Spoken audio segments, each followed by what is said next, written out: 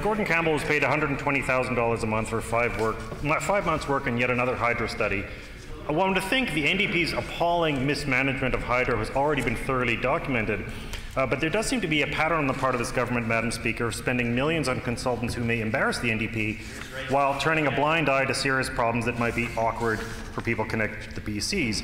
Case in point, the Premier said so long as there was a criminal investigation into the police headquarters in the City of Winnipeg, there would be no inquiry. Will the Premier finally call an inquiry into the audits, fire halls, land swaps, and police headquarters of the City of Winnipeg, or does he seriously think nothing wrong happened there? The Honourable Order. The Honourable First Minister. In a series of nonsensical suggestions by the leader of the diminishing Liberal Party of Manitoba, Madam Speaker. The member is suggesting we ignore billions of dollars that went away and are never coming back in Hydro while we pursue something about 1,000th the size. This makes no sense. It's not logical, any more logical than trying to forgive every dollar owed by everybody in Canada is logical, Madam Speaker, and undoing the entire monetary system of our country. The member continues to defy logic in his theories, which he continues to advance in this place, much to his own detriment, as much as to anyone else's.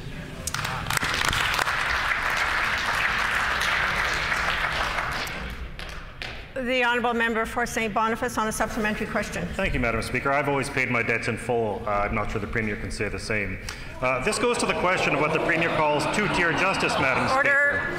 That we have one law for the Premier's political opponents and another for his donors. Sam Cates, with whom the Premier shares a lawyer, was a donor in 2016, and Andrew Marquez, the developer, who was the subject of a controversial audit, donated $2,500 to the Minister for Municipal Affairs. I tabled the documents. Will the Premier follow in the footsteps of Gary Filmon and call an inquiry, or will he continue the NDP tradition of sweeping problems under the rug? The Honourable First Minister. I'm sorry, Madam Speaker, I didn't ascertain some of the preamble of the member. I expect it was quite important. But that being said, I do want to say to the member, I did catch his interview in the Brandon Sun a few weeks ago, where he blamed his showing in the last provincial election on Justin Trudeau and claimed that Manitobans took it out on him. It wasn't Justin Trudeau impersonating him over the last 3 years. It was he impersonating Justin Trudeau, Madam Speaker.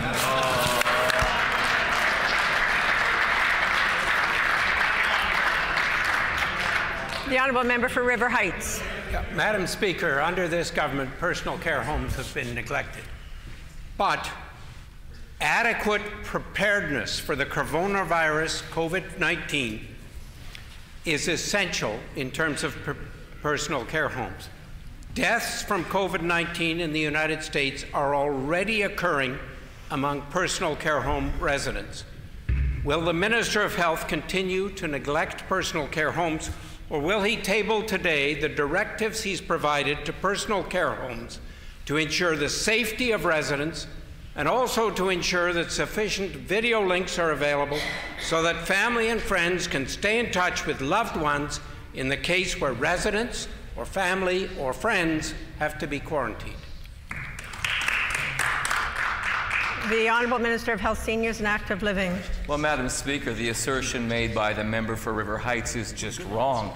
Personal care homes are not neglected, as that member would have known if he was listening during the complimentary briefing that Public Health and department officials gave him earlier today. He would have known that personal care homes forms part of the strategy of public health when it comes to preparedness in respect of corona. And the member could learn more by listening now rather than chirping over the answer I'm providing. Madam Speaker, we are preparing, we are collaborating with officials in jurisdiction across the country and internationally. If that member knows of things that he would like to add into that preparedness, I would be happy to receive his thoughts, because this is not a partisan issue. That's right.